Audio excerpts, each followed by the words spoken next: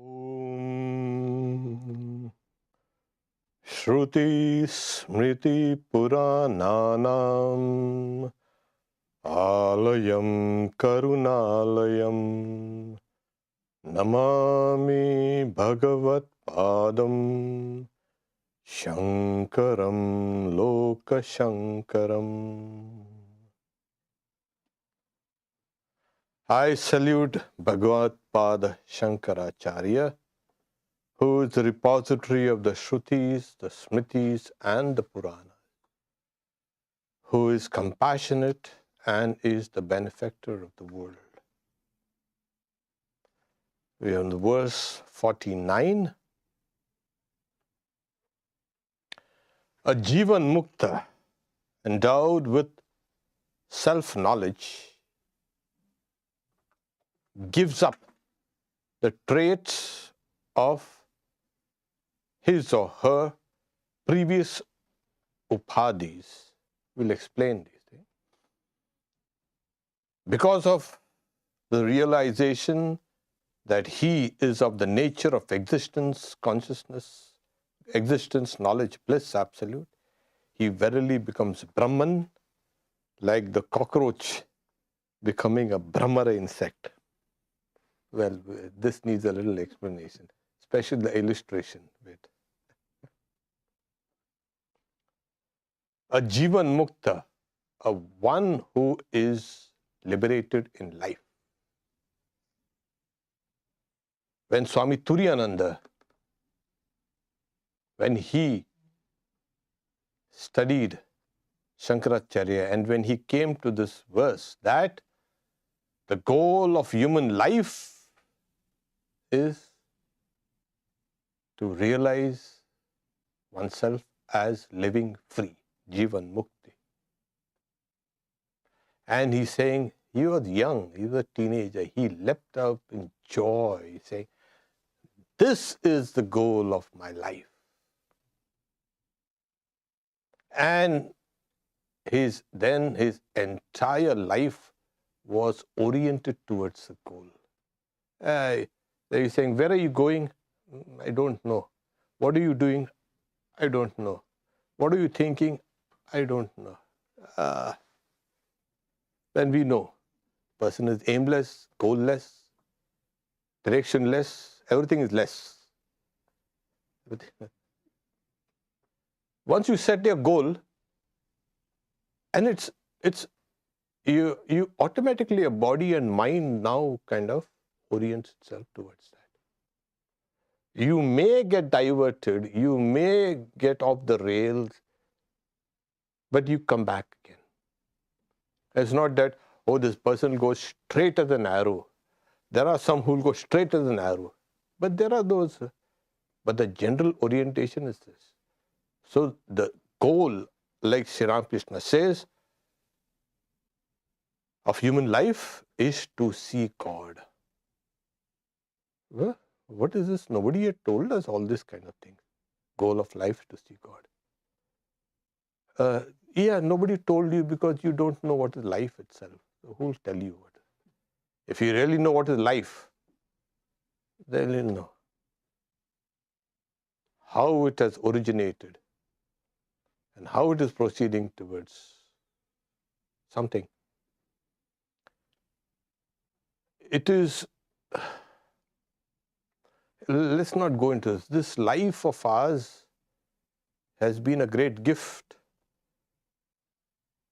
And it's a blessed opportunity to even have this life. This life has to be for others. Swami Vivekananda said, they only live who live for others. Why? I'm so selfish. Why should I live for others? Yeah, because your life is a part of a greater life. So once you understand life, your life, you will understand this part of the greater life that is living, palpable. It is here in this universe. If it wasn't for other lives, your life would be snuffed out. So, and then what's the goal? Yeah, then this is. liberation. So we go through various stages of growth till we come to the highest understanding. Like this life can liberate itself. From what? From this bondage of I and my and me and all this. So the Jivan Mukta, the one who is living free, endowed with self-knowledge, with what is this self? Person has realized that it is not life. This Atman is coined into life, Swami Vivekananda says. This is that imperishable, the immortal nature within us. At times we do get a glimpse of it. And again it's covered. And again you get a glimpse of it. It is this that keeps us going. Otherwise, what's the use of this? If you try to look at your own life like a spectator, well, what am I doing? Same old things. Even I get bored looking at my own life. Let's have some excitement.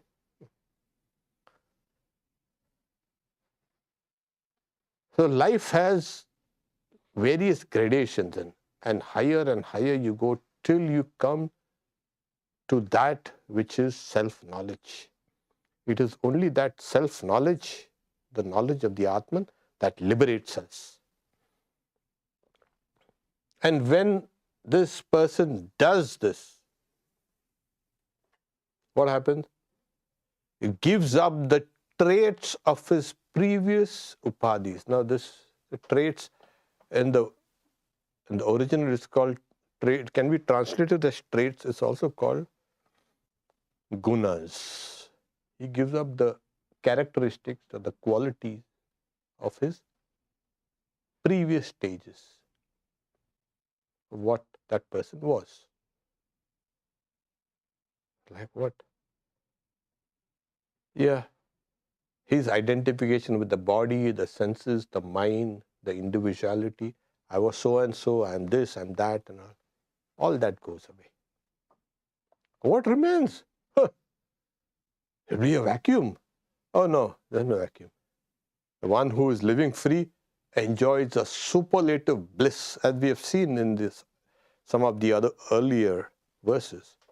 There's bliss. There's that universal consciousness that is present there. It's not something dry. People want something dry. What is this dryness? Oh, you get into some kind of void, they say. There are some philosophers who say, oh, we get into a void. Oh. No, reality cannot be void. Maybe you're using the wrong word for it. It is, the word technically is called that which is a state where there are no diversity, there is no names and forms. The other word is nirvana. So what's like nirvana? Oh, it's a state. We don't know what's a state. Like for instance, when Bhagavan Buddha, he attained that, he could not eat, he could not sleep. What happened? He was pacing up and down for 7 days, not 7 minutes. Why? Because he just couldn't contain that bliss that was there. The tremendous bliss that has just, it's there in every pore and every, you can see, part of that being. That is what it is. So, if one has this, you think you're going to hold on to some of those old delusions or illusions of yours, like body, senses, mind, etc., which that person used to identify. No, it's not possible. It's just not possible. So the upadhi is called a limiting adjunct. Everything that limits you. What limits you? Well, you yourself, your identification with all these things. This is mine, that is not mine. That also. So we identify ourselves with hundreds of things, all those things. So when the mind raises a wave, that wave raises another wave, it's like a domino effect. It goes over and over till then you don't know. Oh, you started something. Yeah, you started something, and now you better finish it up. Nah, not possible. Things have gone out of hand. So every wave that rises in the mind is a limiting adjunct because it limits you. Why? Because our attention is on that wave. We don't see the water down there. So this is the reason why that person very naturally gives up the characteristics or the traits of one's previous, before the dawn of this self-realization, identification, upadhis. Because of his realization that he or she is of the nature of existence consciousness, of this existence consciousness bliss. Oh, Brahman is existence consciousness bliss. How is that? It is something like you'll find that the mind which is and our life itself is now turned externally. It's externalized. And this has to be made to go back. That is the problem. And this turning and going back is called yoga. Going back. So how is that? So the Upanishads, they say, you must merge your speech into the mind. Speech means all the sense organs. Merge the speech into the mind. Merge the mind into the intellect. Merge the intellect into the great mind, great intellect. So it's a reverse journey. Yached vang manasi pragnya tad yached jnanatmani jnanatmani mahati niyaj tad yanech shanta atmani, in that peaceful self. So it's a reverse journey. You give up. When you don't go to kindergarten and thinking that I am going to stay here forever. You do. When you go in, you like all your friends and you stay. I want to stay here. Then you are saying, pushed out. Keep moving, keep moving. Nobody is going to say, I'm going to stay here because I like this place. Ah.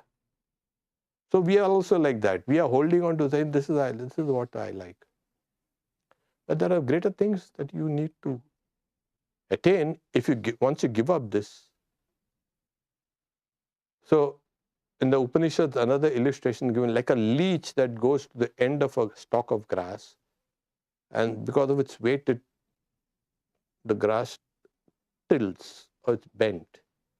It holds on to the other stalk of grass and gives up this one. So that's the way one should give it. You held on to this existence, consciousness, bliss. Give this up. It becomes, in fact, it becomes natural. You don't, oh, I've got to give it up. No. Once you taste that bliss, tremendous bliss, what is this?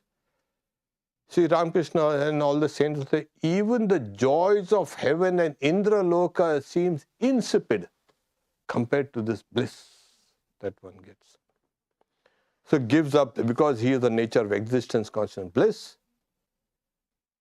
he becomes Brahman. He becomes Brahman. Oh my God. Now this is frightening to many people. What about me? Gone. You already given up all your past.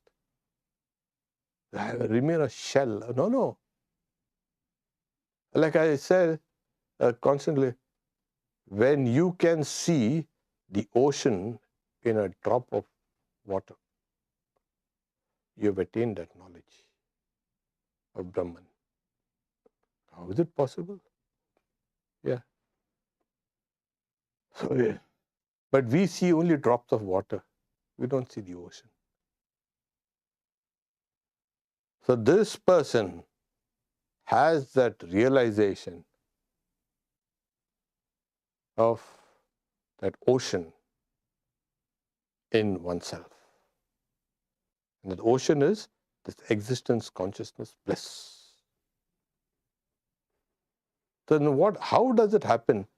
Sunday we'll be discussing this Brahma Yoga. Called a Brahma Yoga is the realization of Brahman.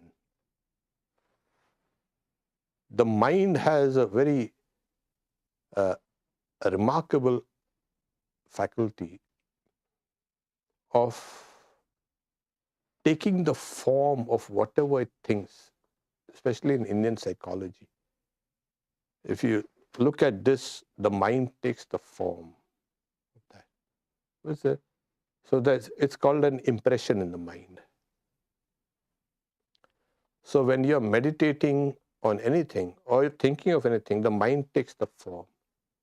Now, if the form is okay, it comes and goes, but then you remember that oh, I saw that hamburger yesterday.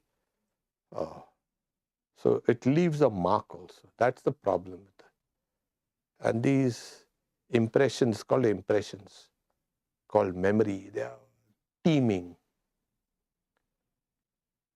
So as you keep on meditating, see on a symbol or an image of God, the mind takes that form of that.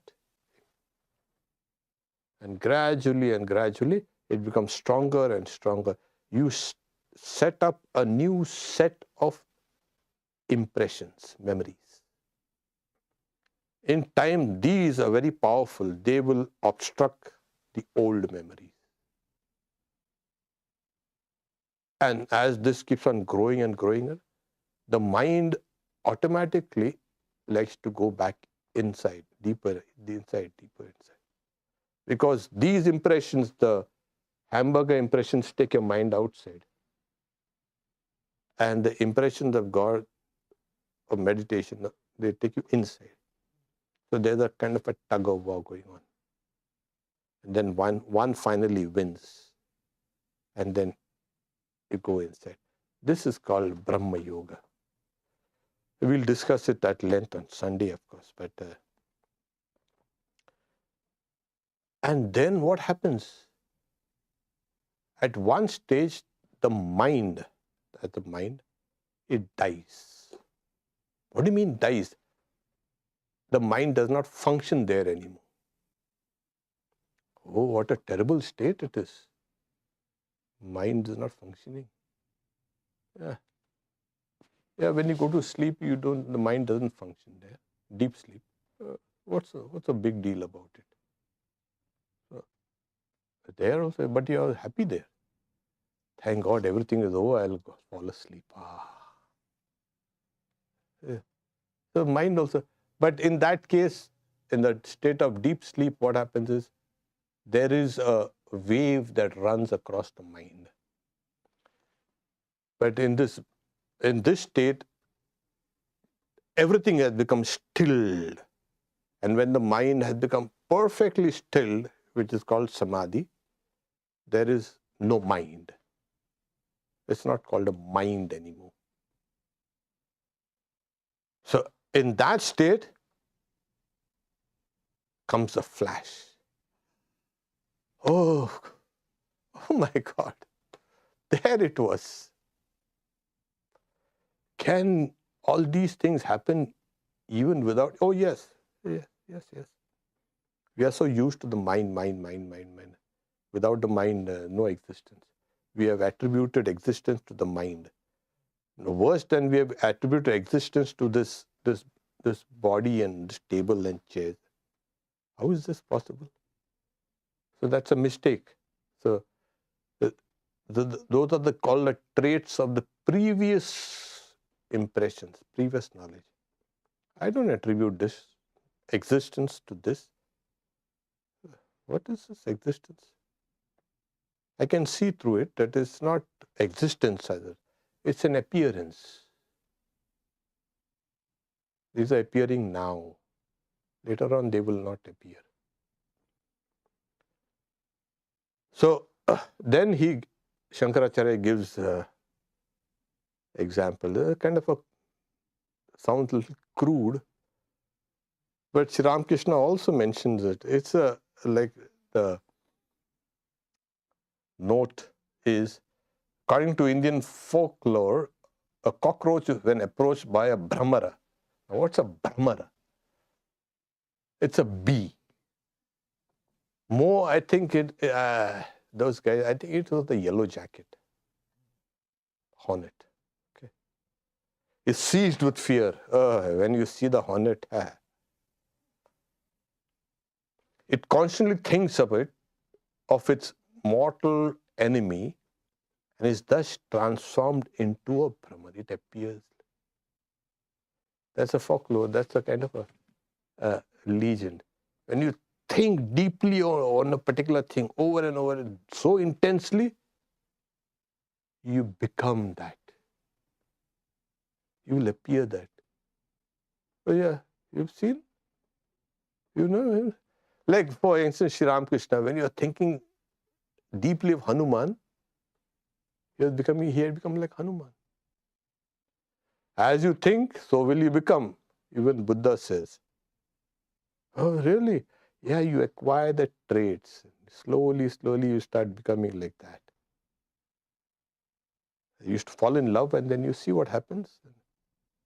You're mimicking the gestures, the actions, the words also. And slowly, you're getting it. Your old likes and dislikes are changing. You can see things. But this is just on the gross level. Here, an insect seized with fear, seeing its imminent death, is thinking so deeply on that, it changes into that particular enemy that will go to. That's a folklore. But it's so when the mind is intensely focused on the Atman,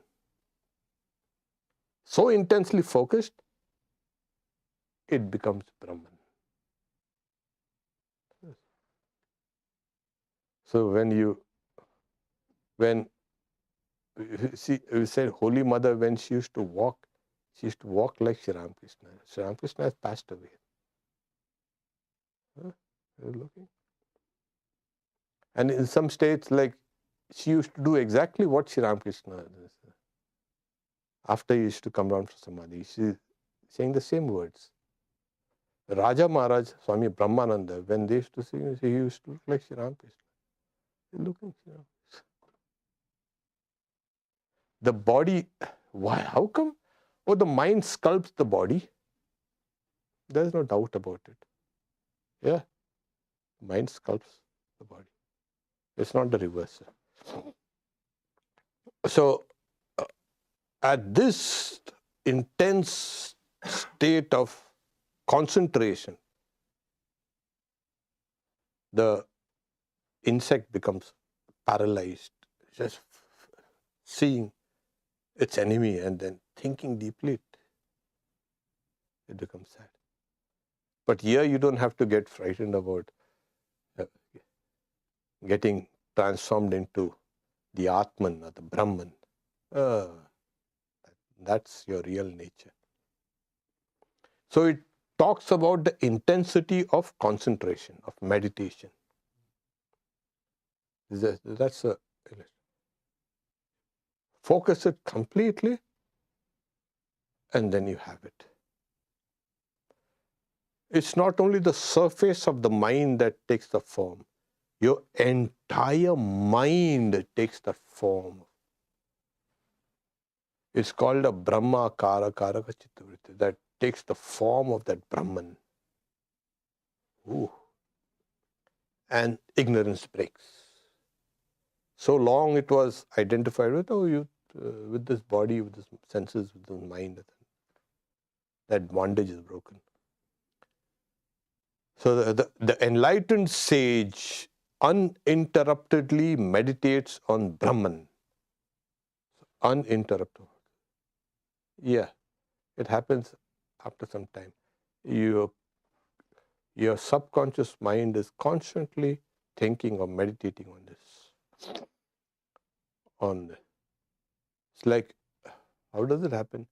Yeah, in the Gospel of Sri Ramakrishna, you find Sri Ramakrishna is saying, oh, it's like, you have a toothache, but you keep on doing all the other work around. So, yeah, it's like that. Part of your mind is on that, but you keep on doing all the other work. So, part of your mind should be focused on that reality there. And thus becomes Brahman itself. A knower of Brahman verily becomes Brahman. Oh my God. Really? Yeah. How does it happen? Well, that you'll have to go there and see how it happens. But like I said, within you, within your own mind, you will see reflected the entire universe. Or within you, in that drop of water, you will see the entire ocean. At that point, your illusion breaks. Illusion, in a sense, not. Now, this is because we use the word illusion, and it has been misconstrued by many people, saying, "Oh, Advaita Vedanta preaches illusion." No, Advaita Vedanta does not preach an illusion at all. It preaches Brahman, the reality. And then what is this illusion, that this word you guys talk about? Oh, it's just that you think you are this much, and suddenly you find you're this. Then what happens? That smallness, the idea of your own smallness, that is the illusion. The world is not illusory. Oh, the world is an illusion. Who said so? It is Brahman. It is a reality. And you are that. So you become that. Why is become that? Because you cannot know, because there will always be the subject and object. You cannot have that duality. The moment you have a subject, you have to have an object. So you have you or your mind and Brahman. There are two realities. Advaita Vedanta does not like two. That's why it's called Advaita, not two. Its word itself describes it as not two. So you cannot have two. So you have one. So then what about? So Swami Vivekananda was asked by the philosophical school. There he had to kind of give a talk at Harvard. So the subject merges in the object. Oh no, the object merges in the subject.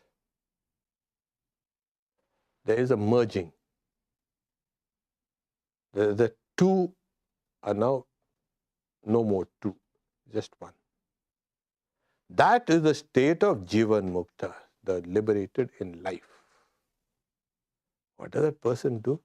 Oh, that person? Well, continue with this life. But inwardly, you know, is in the next word. That person knows the reality. And we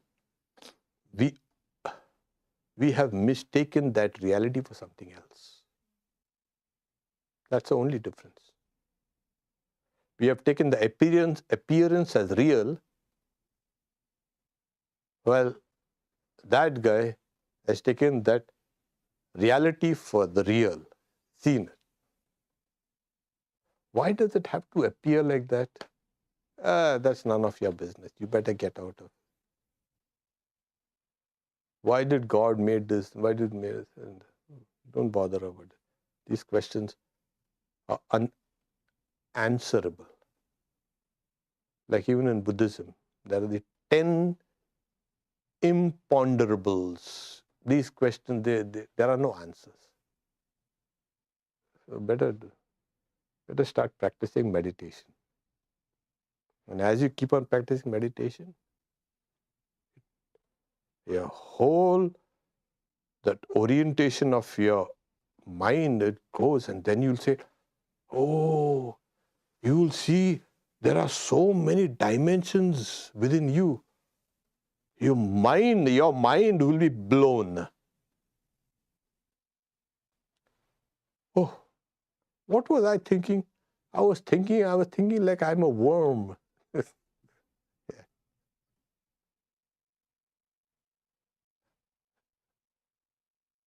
Yeah. So within this, all these various dimensions are there. The core of all this is this knowledge of Brahman. How is it? As you go deeper, you'll get progressively more freer. If you feel free, oh, today I'm free. What? Oh, I was so hungry. I was ravenously hungry. And I was waiting then I ate something and so I'm free from hunger. Then again you'll get hungry. Oh, I was thinking of this. I was getting a candy and I wanted a candy and then finally I got a candy.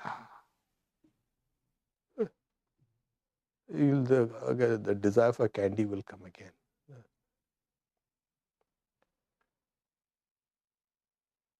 This freedom is completely different from all this kind of candy and all that kind of. The more deeper you go, the more freer you will feel. And the more freer you will feel, the more unlimited you will feel. That is another thing. Oh, I'm free, I'm free. You're in the prison, you're saying, I'm free, I'm free. Finally, I'm free. Oh, from society. I'm free from society. Yeah. Anyway, I never liked society. Terrible. What a terrible place it was. So now I'm free from society. But now you know where you are. Society had put that. People like you, they go there. So when you feel free, you'll feel unlimited. So that's this, and this freedom, this unlimitedness is equal to, or as another word for existence. You will keep on growing and growing and growing. So Shankaracharya also in one of his commentaries says, what is more internal is more subtle and more all-pervasive and more blissful. So the more you go inside within your own dimensions, your existence will start now. Oh, I'm bigger than what I thought I was. We all feel actually.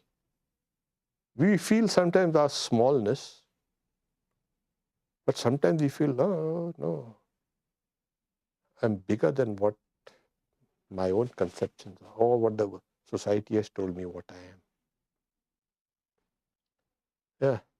Especially if you go to India, you will feel like an ant. People everywhere, you'll feel so small. God, oh, horrible. Here you come out, here at least you feel, okay, I'm a beetle, not an ant.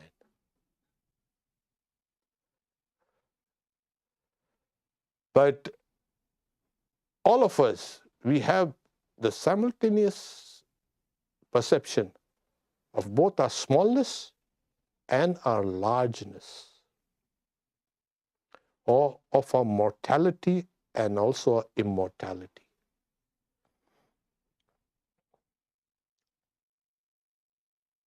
Swami Vivekananda says, we are like these infinite beings dreaming finite dreams. So that's why this dual perception is always there. And people who are spiritually sensitive, they will feel it more and more. This is what starts you on your quest for liberation. This. Yes, this is the groundwork, the very which is this? What is this? Then you begin. And as you begin, as I said, you grow and grow and grow. And then what happened to that old self of yours? Yeah, you see our old digital pictures. When we were young, we had these pictures, photographs. Now you have digital. You see, oh, yeah, it was me. And then you'll see it wasn't a mistake. All this was leading you to that. As we had begun, once you have that goal set, then everything falls into place. All the pieces fall into place. So then you'll see your entire life has now got a meaning. All your words and all your thoughts and even all this foolishness or silliness or the stupidity, all was working in your favor. There were no mistakes then. There was nothing. Oh, I was so wrong. Nothing. Everything has now become explained. It explains you. It explains the world. It explains everything. It's a process. And this is the culmination when you become that. So the process, how long it takes? It depends on oneself. So if I'm lazy, okay, all right, you take your time. And why not? You think you're infinite. I've got plenty of time. Okay. But there are saying, I'm infinite. I want to reach my state quickly. That is what. So there are those who hurry up. So externally, they look like us only. There's no. But internally, they're different. Yeah. Okay. So we stop here for now. Before we can close, tomorrow we have a meditation retreat at Tapovan, Darlington, 11 to 3:34. It's potluck. And then on Sunday, we have Brahma Yoga, as I mentioned, at 10 a.m.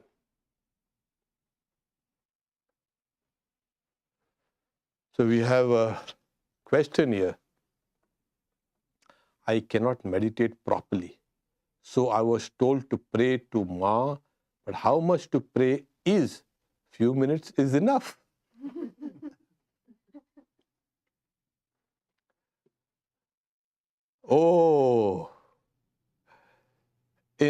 Christianity, there is something called, especially in the Eastern Orthodox Church, the unceasing prayer. So the idea. Okay. Now, if you have that faith that mother is there, okay, she's listening to my prayers. She is, where is mother? I cannot see her. Okay, you must convince yourself that mother is there within you. She is your own self. She is who runs everything. She is the great Mahamaya. She is there within you as a witness, as the inner controller. If you have that faith, even a few minutes will do. All right. Mother is taking care of it. All right. But till you come down to this, she is there within me, in the core of my being. And I am a child. For that, you will have to do unceasing prayer. But unceasing prayer in the sense, see, then do we give up everything? No. You will find, again, like I said, once you've oriented you set your goal, all your thoughts and words and actions will become a prayer. It will become the prayer. Your entire life will become a kind of a worship. That's what you got to do. So, your life is one constant unceasing worship or prayer. When your life becomes a prayer, then you can get. So start small, start for a few minutes, start intensely. We all have started like that. Don't worry. I don't know when, which lifetime, but somewhere. Start intensely, maybe 2 or 3 times, maybe when you wake up or before going to sleep, or when you're in trouble. I tell you, if you are sincerely doing that, mother will slowly extend that time you're praying to her. Slowly and slowly and slowly. Then you will want to, oh, that's solving my problems. Oh, this is okay. Let's take it. Let's pray some more. The divine knows us better than we do. So start praying even for a few minutes and things will pick up.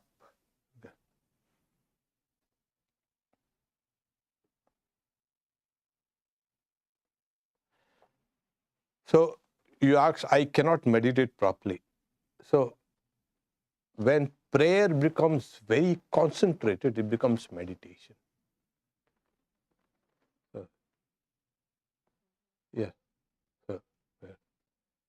There have been saints who, when they used to pray, the intensity would make them sweat blood. Yeah, you find in the case of Jesus Christ, in the case of Sri Ramakrishna, Saint Francis, there.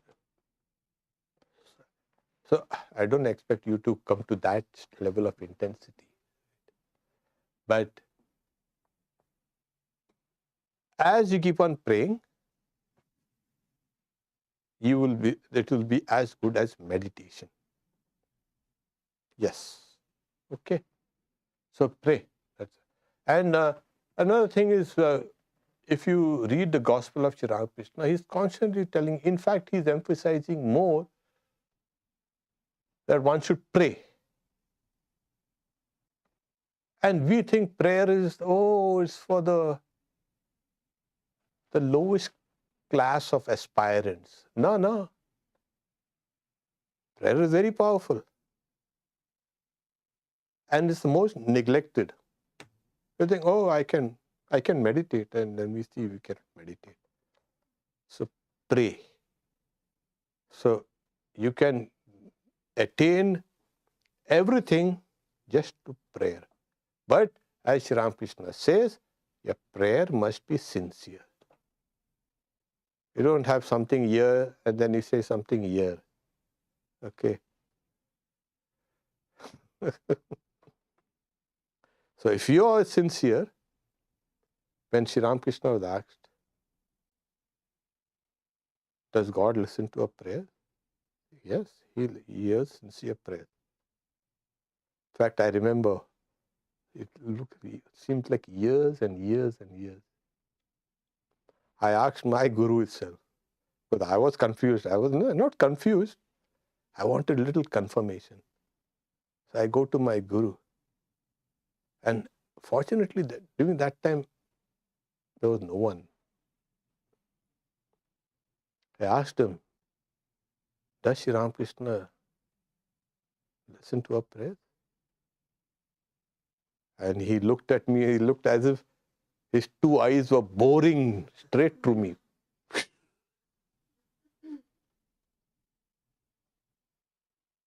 And I don't know, he just said very softly, yes. And that yes thundered inside within me. So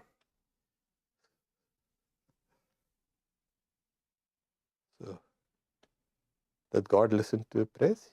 Yes. So if I pray, does God listen to? I think there was one Swami. He was towards the end, on his deathbed. So he knew me. He was very senior Swami. And he's saying, he used to say, pray for me. I think Sri Ramakrishna, I think, he cannot hear anymore. He's saying, please pray for me. Pray to Mother, pray to... Say, yeah, okay, Swami. And it's kind of...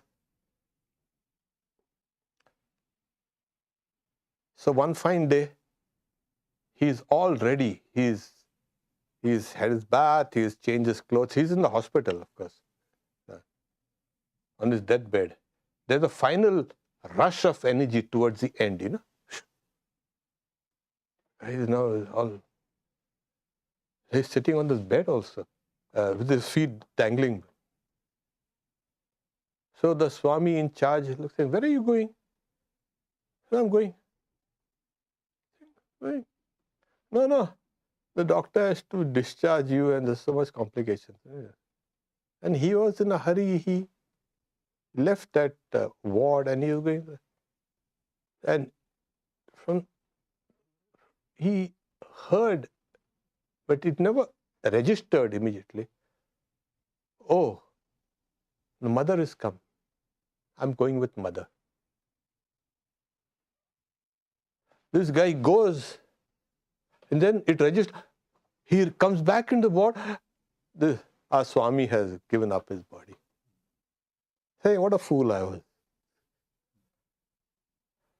So he was praying and he was thinking that I think Sri Ramakrishna is not listening. He's become deaf, he's saying.